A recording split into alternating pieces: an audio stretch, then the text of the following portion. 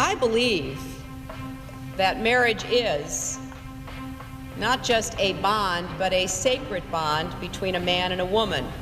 I do not support gay marriage. Very proud to state that I'm a full supporter of marriage equality right now. That's why I support marriage for lesbian and gay couples. I support it personally and as a matter of policy and law. I have been a critic of NAFTA from the very beginning. Oh, I think that everybody is in favor of free and fair trade, and I think that NAFTA is proving its worth. So shame on you, Barack Obama. Work with him as a partner and friend. I'm very pro-choice. I'm pro-life. Hillary is the worst, look, easily. She's the worst Secretary of State in the history of our country.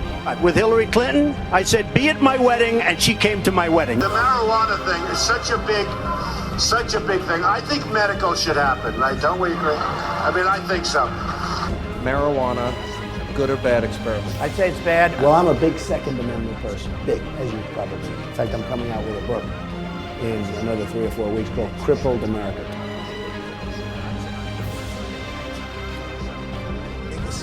I will promise you this, that if we have not gotten our troops out by the time I am president, it is the first thing I will do. I will get our troops home. We will bring an end to this war. You can take that to the bank. And as Commander-in-Chief, I have determined that it is in our vital national interest to send an additional 30,000 U.S. troops to Afghanistan.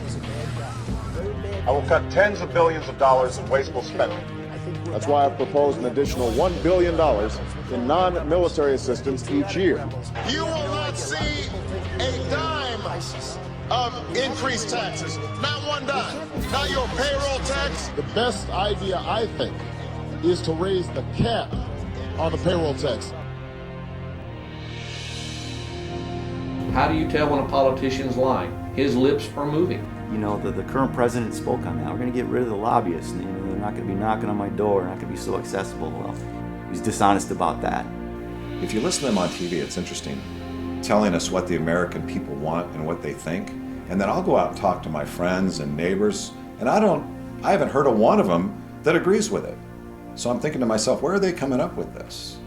These people should not be allowed to be in office if they're going to do that. If they have a better deal than serving the people, that's a deal we don't need as the people. Just like a lot of our presidents, they make a lot of promises. They say what we want to hear. They get in office and they don't make do on those promises. There's people behind the curtain with the money that guide them, and they're nothing more than puppets on a string. Great leaders model what right looks like every day. Is it about power and money for them? Absolutely, that's all it's about. Politicians are only in the game for themselves, not for us. It's how much wealth can they accumulate, how much power and how much control.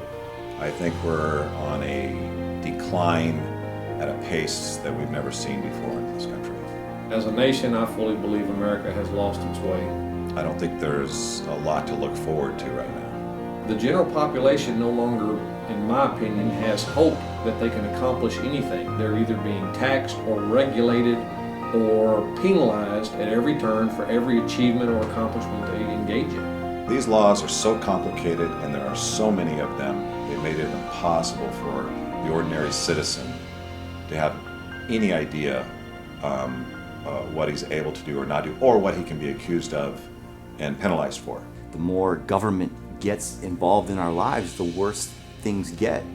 The government gets larger every year. We create more laws every year. We keep more regulations every year. Everything that they do each year binds you tighter and tighter and tighter. Serve us, not control us. Are we taking care of our people?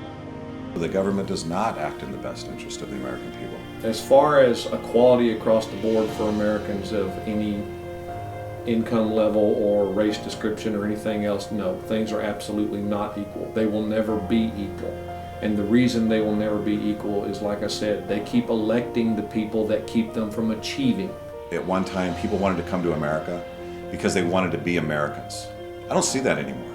We've gotten so embroiled in wanting to be politically correct and non-offensive that we've forgotten what it's like to be men and women with a purpose.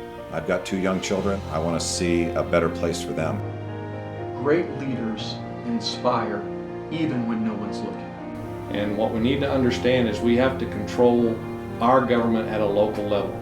We take away their power to do business, we take away their power to participate in their own communities, and they come to understand that the power belongs to us to say no. Anything in the United States has to be voted on by the people and approved by the people. And I don't remember the IRS ever being created by the people, citizens of the United States.